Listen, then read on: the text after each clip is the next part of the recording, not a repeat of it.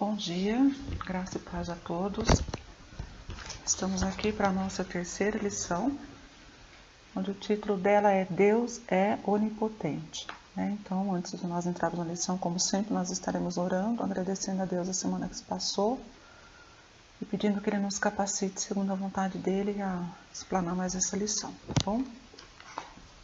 Então, orando. Pai amado, eu te agradeço pela semana que se passou, te agradeço pelo teu cuidado, pela tua proteção para com cada um de nós, Pai. Peço em nome de Jesus, o Senhor esteja nos abençoando como igreja, Senhor Deus, respondendo os nossos questionamentos, Senhor Deus, dando também resposta, Senhor Deus, aos nossos pedidos e ouvindo o clamor do nosso coração e agradecimento a tudo que o Senhor tem feito, Pai. Cuida da gente, Senhor Deus, nos dê um domingo na tua presença. É que eu te peço agradecida por tudo, em nome de Jesus, amém. Nosso texto áureo está baseado em 2 Samuel 22, 31, e o texto bíblico é 2 Samuel 22, tá? E o 22, 31 diz o seguinte: o caminho do Senhor é perfeito, a palavra do Senhor é provada, ele é escudo para todos os que nele se refugiam. Então a gente sabe que escudo é uma proteção, né? Escudo é uma proteção que você tem, né? E aqui o salmista, o 2 Samuel está dizendo que o caminho do Senhor é perfeito, a palavra dele é provada, ele é escudo para todos os que nele se refugiam. Então, para a gente ter proteção, a gente tem que se refugiar no Senhor, né? Aí ele vai nos proteger, ele vai nos cuidar. Eu sempre gosto de lembrar que quando as coisas estão bem, é muito fácil da gente se refugiar, da gente entregar tudo para Deus, da gente falar de uma maneira mais confiante, né? Mas quando as coisas não estão legais é que a gente vê a dificuldade que a gente tem de colocar essa nossa confiança em prática, tá? Isso não é um defeito, eu não falo isso de maneira a ficar lembrando das nossas dificuldades, mas eu falo porque isso é uma coisa que acontece com todo mundo, então serve de alerta para nós, né? A gente está sempre confiando em Deus, né? Lembrando que Ele é nosso escudo protetor, que Ele está conosco, né? Tanto nos momentos bons como nos momentos ruins. Porque nos momentos ruins, né, que a gente fica um pouco mais debilitado, um pouco mais fraco, então é importante a gente confiar em Deus em tempo integral, né? E aqui no versículo 1 de 2 Samuel, começa falando o seguinte: falou Davi ao Senhor as palavras desse cântico no dia em que o Senhor o livrou das mãos dos seus inimigos e das mãos de Saul, e disse: o Senhor é a minha rocha, a minha cidadela, o meu libertador, o meu Deus, o meu rochedo, em quem me refugio, o meu escudo, a força da minha salvação, o meu baluarte e o meu refúgio. Então a gente vê aqui que ele colocou palavras assim de forte impacto, né? Então Deus é um rochedo dificilmente a gente consegue quebrar, né? Onde ele se refugia, onde ele se esconde, né? Ele fala que Deus é o escudo, né? É a força da salvação dele. A gente sabe que isso aqui é uma oração de ação de graças ao Senhor, né? Que Davi fez. E esses versículos também estão lá relacionados em Salmo 18:1, de 1 a 50, né? E a gente tem que lembrar realmente que nos momentos de sufoco que a gente conta com o Senhor. Porque quando as coisas estão bem, dificilmente a gente perde ou a gente se envolve com mais intensidade, né? Eu estou generalizando, tá? Se você não se encaixa nesse perfil, né? Não leva por mal que eu estou falando, né? Mas geralmente quando as coisas estão bem, a gente tem aquela tranquilidade, a gente vê as coisas de maneira mais serena. Então, quando as coisas apertam, que a gente tem que lembrar, né? Quem é Deus. É interessante que Davi, ele aqui sabia quem era Deus. Diante de tanta situação que ele vivia, né? Que ele fala que mesmo que Deus o livrou das mãos dos inimigos dele, né? E das mãos de Saul. Então ele tinha muitos inimigos, inclusive um dos filhos dele foi inimigo dele que perseguiu, né? E mais outros que a gente vai ver aqui durante a nossa lição. Mas em todas elas ele não tomava as coisas por conta dele, ele não fazia por ele sempre chegava-se a Deus e pedia orientação de Deus. E é interessante que Davi ele cometeu algumas falhas muito grandes, muito graves, né? A morte de Urias, né? Ele se tornou amante de Betseba e ele não criou bem os filhos dele, né? Porque a gente vê que um dos meninos aqui, mais na frente a gente vai ver o nome dele, ele foi muito rebelde, tanto que ele se tornou um inimigo contra o próprio pai Davi e muitas outras coisas. Tinha um outro também que ficava o tempo todo acusando Davi, né? E Davi não fazia nada sem primeiro lembrar quem era Deus. E isso é que é importante na nossa vida, a gente tomar nossas decisões pautadas em a gente sempre lembrar quem é Deus. Quem pauta a minha vida não sou eu.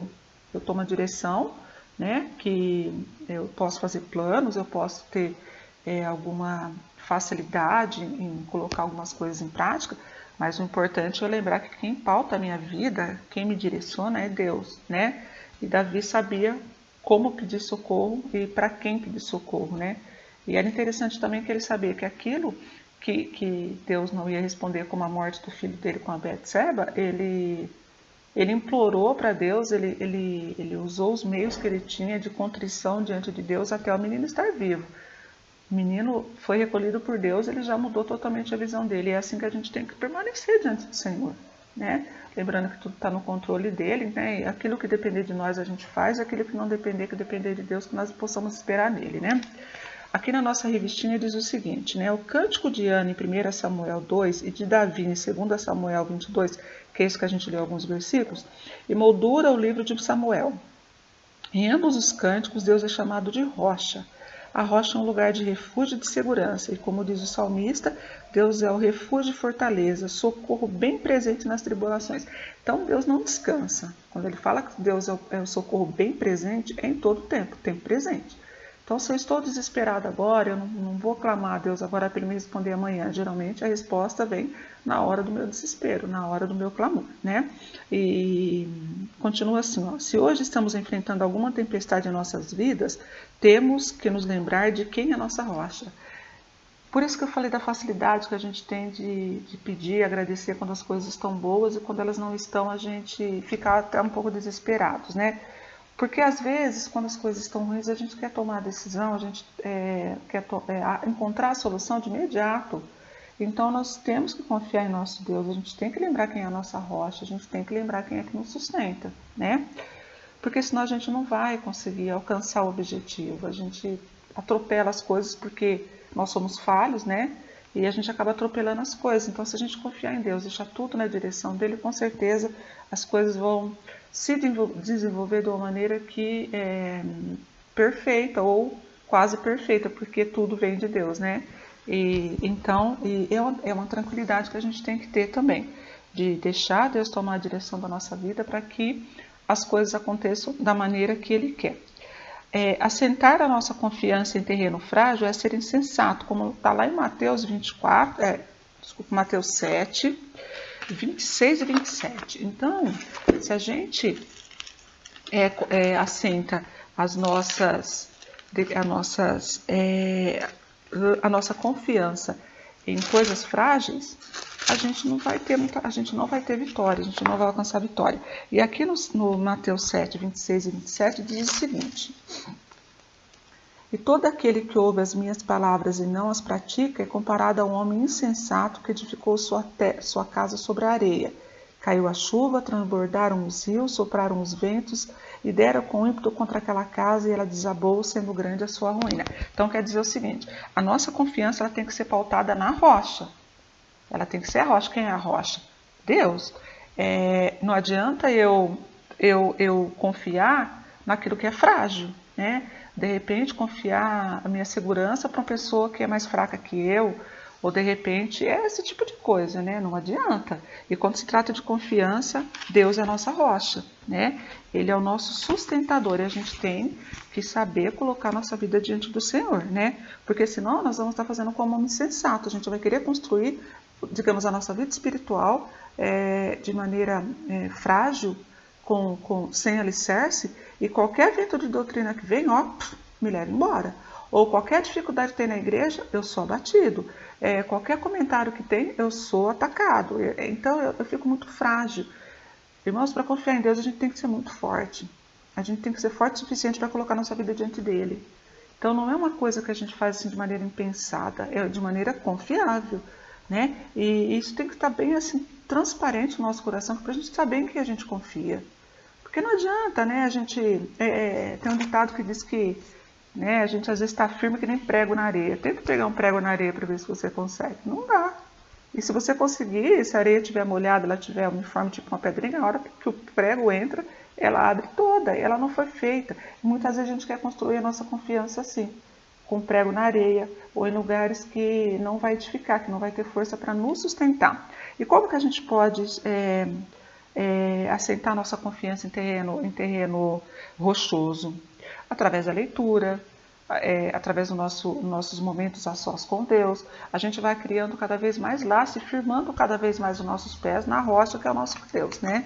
Então é importante a gente lembrar disso. Nunca deixar nossa confiança, nunca assentar nossa confiança naquilo que é frágil, mas em Cristo que é a nossa rocha, né? Davi ele compôs esse cântico de ação de graça ao Deus Todo-Poderoso em 2 Samuel, em vez dos vocábulos clássicos, Davi usa a metáfora poética que expressavam sua confiança no Deus Todo-Poderoso. Metáforas como rochedo, escudo, força da minha salvação, torre de proteção, refúgio, está lá em Samuel 22:3, são alguns exemplos desse derramamento do eu poético que se percebia ameaçado pelos adversários mais assustadores, mas que agora se nutria da confiança de todos eles, que todos eles foram vencidos pela sua flecha e pelos seus raios. Está lá em 2 Samuel 22:15. Não quero me deter em todas essas metáforas, mas apenas a saber a rocha. Então a gente vê que a rocha, ela no Antigo Testamento, ela é o símbolo de segurança e proteção, de abrigo inatingível. A gente vai ver que em vários lugares Davi ele entrou dentro da rocha para orar, né? Ele estava em cavernas, que é composto por pedras, por rochas, porque era um lugar de confiança, era um lugar de segurança, né? Então ele estava fortalecido. E é interessante a gente lembrar que realmente Deus ele é o nosso rochedo, ele é o nosso escudo, ele é a nossa força, ele é a nossa torre de proteção. Então em Deus a gente não tem que ter, Deus não tem um ponto fraco. Por isso que quando a gente se convence do pecado e sabe que a gente tem que se arrepender para ter uma vida em comunhão com Deus, a gente tem que lembrar quem é Deus, né? Porque ele não é um qualquer, ele não tem fraqueza nele. A gente viu na primeira lição que Deus ele é o único, então eu não tenho que me apegar às outras coisas ou confiar em outros deuses ou em mim mesmo para eu conseguir os meus objetivos. Se eu estiver pautado na palavra do Senhor e ele for morrer cedo, aí as coisas vão andar de acordo com a vontade dele, né? E obviamente que nós vamos alcançar a vitória. Por quê? Porque Deus ele se alegra com esse nosso comportamento. Na primeira lição nós falamos também que Deus é onipresente, onipotente e onisciente. Está em todo lugar, sabe todas as coisas, está em todo tempo. Então não temos que ter dúvida em relação a isso, né? Não temos que ter dúvida mesmo, né? Continuando aqui diz o seguinte, então que no Velho Testamento, né? Deus ele a rocha é símbolo de proteção, né, e de segurança. Deus ele é a rocha que dava segurança e proteção ao seu povo. Aí lá em Salmos 27:5 diz assim: pois no dia da adversidade ele me esconderá em sua habitação, no interior do seu tabernáculo me esconderá, sobre a rocha me elevará. Então a gente vai estar protegido, né? O salmista fala que ele está protegido, porque no dia da adversidade, né? No dia dos problemas, Deus vai ser a habitação segura dele, né? E aí o autor está pedindo para a gente ler alguns versículos aqui que é interessante vocês lerem depois, tá bom? Eu vou até falar quais são. Salmo 28:1, 31:2, Salmos 42, 42:9, 61:2, 61:2, 62:1, 73, 71:3, tá? Então vocês leem lá, como eu falei, né? Aqui a gente faz uma pincelada geral na nossa lição, mas é interessante vocês lerem esses versículos, tá bom? A onipotência de Deus não significa a ausência do mal, é interessante a gente lembrar disso. A onipotência de Deus não significa a ausência do mal, né? Às vezes a gente quer colocar, acreditar, né, que o mal tá, porque Deus não tá, aquela coisa toda. Então, a gente sabe que a gente vai aprender também que não é assim, tá bom? Então, a onipotência de Deus não significa a ausência do mal. A teologia natural é a tentativa de alguns filósofos provarem a existência de Deus, de demonstrarem que a crença em sua existência é irracional e irrazoável. A gente já falou também sobre um pouquinho sobre isso, né? Sobre as pessoas que investem tempo em tentar provar que Deus não existe, né? Então, vai ter que prestar conta, porque está perdendo um tempo valioso. Está perdendo um tempo muito valioso, né? Para esses pensadores, a afirmação Deus é onipotente, onisciente, sumamente bom, há mais mal no mundo que são incorrigíveis. Desculpa. Há mal no mundo que são irreconciliáveis. Contudo, há filósofos cristãos, né, que defendem que a primazia supracitada são totalmente possíveis quando levamos em consideração o livre-arbítrio humano. O Cântico de Davi, a presença do mal e dos males da própria existência. Lá em 2 Samuel 22, 5 e 6, diz o seguinte, né? Laço de morte me cercaram, as torrentes de impiedade me aterrorizaram, correntes do céu me envolveram, laços de morte me surpreenderam. Então ele vê assim, que mesmo Deus, sendo onisciente, onipotente, onipresente, ele não estava isento do mal. A mesma coisa somos nós, né? A gente tem que lembrar que o mal, ele está aí para fazer o mal mesmo, ele está... eu já falei esse versículo antes, né? Mas o inimigo está à nossa volta, bramando como um leão, procurando a quem tragar. Então o mal está todo tempo aqui. Não dorme, não descansa, né?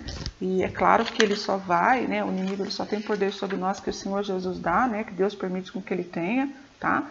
Mas ele está aí. A função dele é isso, é desestruturar a gente, né? Então a gente tem que lembrar, né? Firmar nosso pé da rocha, mas a gente pode passar por algumas debilidades, porque Deus pode permitir que isso aconteça, mas o importante é a gente lembrar quem é Deus. E Ele é a nossa rocha, o nosso escudo. Lembra que eu já falei também, né? E diante de Deus a gente tem que permanecer de joelhos, diante dos problemas a gente tem que permanecer em pé.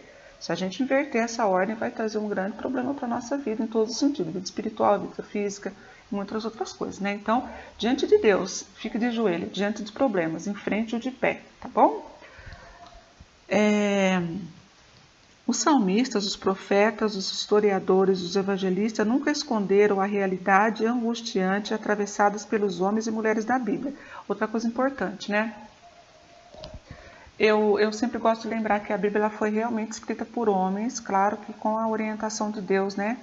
Porque se fosse escrita só por homens, muita coisa na Bíblia eu acredito que não estaria escrita, essa fraqueza humana, né? Ela não estaria ali. Por exemplo, Saulo é um exemplo, tá, irmãos? Por exemplo, Paulo, ele já não ia, se fosse escrito por homem, eu entendo que ele já não ia aparecer como perseguidores dos cristãos, mas sim como um seguidor de Cristo, né? Davi provavelmente não aparecia esse negócio da traição, da morte, entendeu? A fraqueza com os filhos, né? Eu acho que se fosse escrita por homens, essas coisas seriam abolidas da Bíblia, porque a Bíblia só ia ter conteúdos de perfeição, o que para a gente seria impossível de seguir.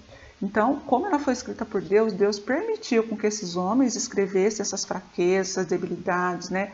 E muitas outras situações, como no Velho Testamento tem Sansão, né, que tinha um pacto com Deus, que sabia o que ele tinha que fazer, ele acabou fazendo coisas que não agradavam a Deus. Então eu acredito que se fosse escrita por homens, essas histórias seriam abolidas, elas não existiriam, por quê? Para mostrar que só tem aqui coisas boas, só tem aqui pessoas perfeitas. Então não é assim. Então isso significa que eu posso muito bem, eu tenho esse conhecimento de usar as coisas da Bíblia que não são boas, que não vai edificar, para não trazer para a minha vida pessoal. Porque tem exemplos na Bíblia de pessoas que passaram por dificuldade quando fizeram coisas que não agradavam a Deus mesmo, conhecendo a Deus. Então eu entendo que a Bíblia realmente foi escrita por Deus, eu não tenho dúvida nenhuma. Obviamente que eu também entendo que você não, porque tem muita fraqueza de pessoas que serviam a Deus, mas mostra que para nós serve de lição, né? A gente não precisa passar por esse mesmo processo, né? Então a Bíblia ela relata, né? Que homens e mulheres passaram por esses exemplos assim que fizeram alguma coisa que desagradaram a Deus ou tiveram comportamentos não baseados na vontade do Senhor, né? O adultério, a sua paternidade, está falando de Davi, tá? De superficial foram a causa de muitos desastres na vida desse rei, né? Então ele adulterou, ele mandou matar, ele foi um péssimo pai, né? Ao observarmos as situações quais as mortes de seu filho com a Betseba, a perseguição que sofreu de seu próprio filho Absalão, a usurpação do poder por Ananias, etc., percebemos nitidamente que a sua omissão causou muitas consequências reversíveis na vida de Davi. Então, assim, aqueles problemas que ele, né, teve, causou muitos problemas também na vida dele, né? Ele pensou no momento, quando se tratou de Betseba, ele pensou, ele não foi, assim, ele não cuidou bem da educação dos filhos dele, tanto que ele foi perseguido pelo Absalão, né? E foi uma coisa, assim, muito triste em relação ao filho e pai, né? Porque o menino perseguia ele, não o respeitava, né? Tramava contra ele mesmo, né? E teve também Adonias, né? Que tentava usurpar o reino de Davi, né? Isso tudo vocês leem lá, tá? Por favor. Então percebemos nitidamente que a omissão de Davi em algumas situações, ele trouxe problemas seríssimos para a vida dele. Outra coisa que é importante é que algumas coisas, irmãos, que a gente faz de errado, eles ficam para sempre. Deus te perdoa, você se perdoa, mas às vezes o problema continua ali. A causa do problema continua ali. Por exemplo, vou dar um exemplo clássico de uma pessoa que de repente acomete um adultério e acaba engravidando, né? Deus pode perdoar, tua parceira, teu parceiro pode te perdoar, tal, mas o fruto do pecado, foi o que aconteceu com o rei Davi, fica ali. Então Deus perdoa, mas as consequências continuam. Por isso que é importante a gente pensar bem antes de agir. Pensar bem, né? Pedir orientação de Deus em tudo que a gente for fazer, para ver se Deus está aprovando aquilo que eu quero que é aprovável, ou se eu estou querendo que Deus aprove aquilo que não pode ser aprovado. Né? Então a gente pode perguntar isso para Deus, esperar a resposta dele com paciência, que ele vai nos responder da melhor maneira. Né? Então alguns problemas surgiram e trouxeram consequências irreversíveis na vida de Davi. Né? Deus é onipotente, mas ele não transgride a lei em prol da sua criação. Deus é onipotente, né? Mas ele não vai fazer nada para facilitar o nosso lado. Ele não faz isso. Porque senão seria desleal, né? E Deus é perfeito, ele não tem essa dificuldade em se manter leal com todos, né? Às vezes a gente entra numa situação que fala assim, ai meu Deus, me livra dessa, né? Você pode até se livrar, mas as consequências, como eu falei, tá ali, né? Deus ele não vai mudar o curso da coisa para você ficar bem na fita ou para que você creia mais nele. Não, Deus é o que ele se mostra ser, né? Então Deus ele não vai mudar nada em prol para que a gente fique bem. Ele não vai transgredir nenhuma lei para que a gente fique bem, tá? Infelizmente, fazemos mau uso do livre-arbítrio, né? Provocamos muitos males que ferem a nossa existência. Então, o livre-arbítrio é a liberdade que nós temos de fazer o que a gente quer. Só que você plantou trigo, você vai colher trigo. Se plantou arroz, você vai colher arroz. Se você plantar soja, você vai colher soja. Não tem como inverter isso, tá? Então, nós temos a liberdade. Eu entendo que a partir do momento que nós nos tornamos cristãos, que a gente se batiza, nós não temos mais liberdade. Nós somos condicionados a viver de maneira a alcançar a perfeição, mesmo com as nossas falhas, de como Jesus era. Então eu não entendo que a gente tenha mais liberdade de fazer o que a gente quer, não. A gente tem que fazer o que que Deus orientou a gente para fazer na Bíblia. Então essa coisa de que eu faço, depois eu resolvo, eu sou crente, Deus me perdoa, que eu já escutei isso de algumas pessoas, pode esquecer. A partir do momento que a gente faz as coisas de maneira consciente, aí é você com Deus, claro, né? Mas eu acho assim, é desleal da nossa parte a gente fazer uma coisa errada de maneira consciente para depois requerer o perdão de Deus, né? É só a gente se colocar no lugar, não digo de Deus, mas de uma pessoa que fez alguma coisa sabendo que estaria te machucando, porque sabe que você vai perdoar. Imagina que situação, né? Então a gente tem que usar o nosso livre-arbítrio para fazer as coisas certas. Então a nossa liberdade, a partir do momento que a gente se converte, ela é baseada em tudo que Cristo nos ensinou a fazer, tá? Então, não te cabe mais ser crente da porta para dentro da igreja. Tem que ser crente na tua casa, no teu trabalho, na faculdade, com seus vizinhos, o tempo todo, né? E eu acho que essa é uma demonstração também de crescimento espiritual na nossa vida, né? E o Deus Todo-Poderoso ouve a nossa voz e o nosso clamor. Lá no versículo 7 diz, né? Na minha angústia invoquei o Senhor, clamei a Deus e Ele, no seu templo, ouviu a minha voz e o meu clamor e chegou aos seus ouvidos. Então a gente tem que lembrar outra coisa que é importante, né? Toda vez que eu faço a minha oração com o coração contristado, Deus ele ouve, ele está atento. Tem um versículo, não é versículo não, não é versículo, não é versículo. Tem um ditado que diz assim que quando a gente está em pecado, quando a gente faz algumas coisas que desagrada a Deus, a nossa comunhão com Ele é quebrada.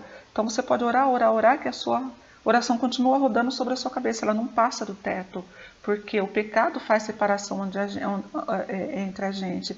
Então, como que você vai passar? Como que vai passar para cima a tua oração? Não tem como. Porque está quebrado o nosso vínculo, a nossa confiança. Nós quebramos com Deus, então não passa, né? E então a gente tem que lembrar que na angústia, quando a gente invocar Deus, a gente tem que estar tão conectado com Ele, porque Ele vai nos ouvir, Ele vai mandar nosso socorro. Outra coisa, o fato da nossa oração não passar do teto, não quer dizer que Deus não ouça, quer dizer que Ele não atende, tá? Então Ele ouve tudo, né? Ele ouve, Ele sabe, Ele vê tudo, mas Ele não vai atender, porque nós quebramos o nosso pacto com Deus, tá? Então, o Davi fala aqui no versículo 7 que na minha angústia invoquei o Senhor. Clamei ao meu Deus e ele, no seu tempo, ouviu a minha voz e o meu clamor e chegou aos seus ouvidos. Então, chega, irmãos, chega. Como aconteceu com Davi, né? O nosso clamor chega a Deus, né? Isso é incrível na palavra de Deus. O Deus das Escrituras, o mesmo Deus sendo todo-poderoso, ouve nosso clamor. Ele não é um Deus frio que cria o mundo na arte ideal e depois abandona a sua criação. Muito pelo contrário, ele não nos abandona nunca, né? Ele não é o motor não movido de Aristóteles. Ele é um Deus distinto, um Deus distinto, um totalmente que se distancia do drama humano.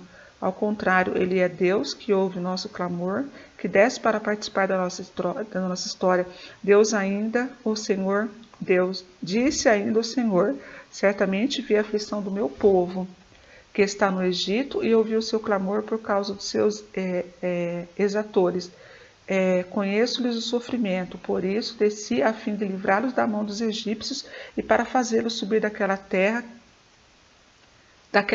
a uma terra boa e ampla, terra que mana leite e mel, lugar dos cananeus, dos heteus, dos amorreus, dos fariseus, dos heveus e dos jebuseus. Pois o clamor dos filhos de Israel chegou até mim, e também vejo a opressão com que os egípcios estão oprimindo. Então isso aqui está lá em Êxodo 3, 7 a 9, né? Que Deus, vendo a dificuldade que o povo dele estava passando, né? Ele ouviu o clamor daquele povo, ele viu o desespero que eles estavam e ele mandou ajuda, né? E é interessante a gente não ter a dúvida de que Deus realmente ouve e ele clama, ele vê. Quando a gente clama, ele ouve, ele está atento e com certeza ele trabalha a nosso favor, né? E o Deus Todo-Poderoso age na história, né? A metáfora de 2 Samuel 28, de 8, 10, 12, 14, são tais como a terra que se abalou e tremeu dos fundamentos do céu. A terra se abalou e tremeu, os fundamentos do céu estremeceram, baixou ele os céus, trovejou o Senhor desde os céus. Do alto se estendeu a mão e tomou, tirou-me das muitas águas. Removeram-se esses... A libertação de Israel pelas águas do Mar Vermelho, as revelações extraordinárias nas tempestades sobre Sião, são apenas algumas das cenas que revelam que Deus, que pratica ativamente a sua história, que Deus pratica ativamente da história da redenção. Ele não é um Deus que retira da história e do sofrimento intrínsecos à experiência humana. Lá em Samuel 22, 34, também em Abacuque 3, 17 a 20, a Sagrada Escritura nos diz que Deus fez o nosso pé como corças. As corças são conhecidas por sua agilidade, destreza, mesmo em terrenos acidentados.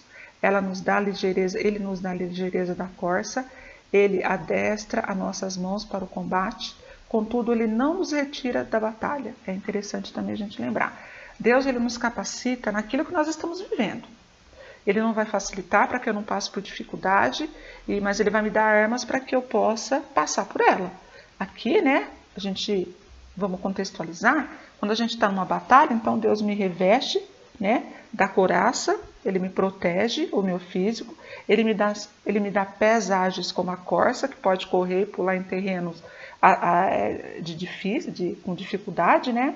Então, e é ligeira, né, a corça, e ele adestra a minha mão para que eu possa lutar. Então, ele não vai me tirar da dificuldade, mas ele vai me dar armas para que eu possa passar por elas, né? E só um Deus grande e maravilhoso é que pode fazer isso pela gente. Só Ele, né? Não existe outro, né? E então Ele não nos tira da batalha, mas Ele nos dá arma para a gente enfrentar os nossos inimigos, né? E aqui em 2 Samuel, né, de 8, 9 e 10, diz que Davi enfrentou grandes inimigos, né? Os filisteus, os amonitas, os moabitas, os sírios, etc. Inclusive aquele que que ele menos imaginava, né? Então Davi ele enfrentou muita gente, mas o que ele menos imaginou que ia ter de problema seria com Saul, Absalão e Adonias, né? Mas Deus fez dele o maior rei da história. Então o que a gente vê? Que diante de toda essa dificuldade que ele teve com esses 3 homens, né? Saul, né? Que o perseguia, a gente sabe que Saul perseguia Davi o tempo todo, né? Quando você pensava que ele ia dar uma folga, quando a gente lê que você pensa que ele vai dar uma folga, ele volta a perseguir Davi, né? E Absalão é o filho dele que também o perseguiu por conta de inveja, competição com o pai, né? E Adonias, né? Que queria usurpar o reino de Davi. Então a gente vê que em todas essas situações Deus era com Davi. Em todas delas Deus honrou a Davi, tanto que fez dele o maior rei da história, né? E que assim possa ser na nossa vida, que em meio à dificuldade a gente lembra quem é Deus na nossa vida, que Ele é nossa rocha, que Ele é nosso escudo, que Ele está nos protegendo, que a gente não fique imaginando que porque nós estamos na posição de filhos de Deus nós vamos ser poupados de alguma situação, né? Não, isso não vai acontecer, mas Deus vai nos dar armas para que nós possamos passar por essa situação e Deus também Ele não vai fazer nada ilegal para me tirar de uma situação difícil. Portanto, procure sempre a orientação de Deus para a tua vida, para tudo que for fazer, irmãos. Peça a orientação de Deus, que com certeza Ele vai nos capacitar naquilo que vai nos ajudar a passar por isso, né? E que Deus possa estar nos abençoando, cuidando da gente, né? Protegendo, né? Nosso dia, nossa vida, nossa semana, nossa saúde, né? Que Deus possa estar olhando pela nossa cidade, Araraquara, pelos nossos governantes, para que eles tomem a decisão sempre pautada sobre a orientação de Deus, né? E que nós estejamos com o compromisso de estar orando pelo mundo, né? Que a gente possa lembrar que o mundo jaz no maligno, mas nós somos um povo diferenciado, né? E isso faz toda a diferença, não só na nossa vida, como na vida dos nossos irmãos em Cristo, tá? A gente vai estar orando agora, agradecendo a Deus e pedindo um domingo na presença dEle. Te dou graças, Senhor Deus, por tudo que o Senhor nos permite aprender nessa manhã. Te dou graças pelo Teu amor, pelo Teu cuidado, pela Tua misericórdia que renova nossas vidas todas as manhãs, Pai. Agradeço, Senhor Deus, as pessoas que estão ouvindo, participando dessa aula, que o Senhor esteja abençoando suas famílias, abençoando sua saúde, suas vidas, Senhor Deus, seus trabalhos. Se tem alguém precisando de trabalho, que o Senhor possa, em nome de Jesus, estar suprindo essa necessidade. Que o Senhor possa, de um modo especial, estar cuidando de cada um de nós, Pai. Abençoe a liderança do pastor Alexandre, Senhor Deus, a sua família no geral, seus filhos, sua neta, sua esposa, Senhor Deus. Dá força a ele, dá sabedoria, Senhor Deus. Que ele possa estar sempre falando e fazendo as coisas pautado também sobre a Tua vontade, Senhor. Abençoe, Senhor Deus, nossa igreja, abençoe os membros, abençoe-nos, Senhor Deus, em tudo que nós formos fazer. Que nós sejamos sempre dependentes do Senhor em tudo que formos fazer, que a gente procure a Tua orientação, Pai Santo, que a gente não se esqueça que o Senhor é a nossa rocha, nosso socorro bem presente, Pai. Peço que o Senhor nos proteja, Senhor Deus, que o Senhor nos prepare para o culto à noite, e fique conosco no decorrer desse domingo, Pai amado. Eu te agradeço por tudo, por essa lição e pelas nossas vidas. Em nome de Jesus, amém. Bom dia para todos nós, né? Que Deus abençoe o nosso almoço, a nossa vida. E como eu já queria que Ele nos prepare para o nosso culto logo mais à noite, às 7 horas. Bom almoço a todos e até a próxima.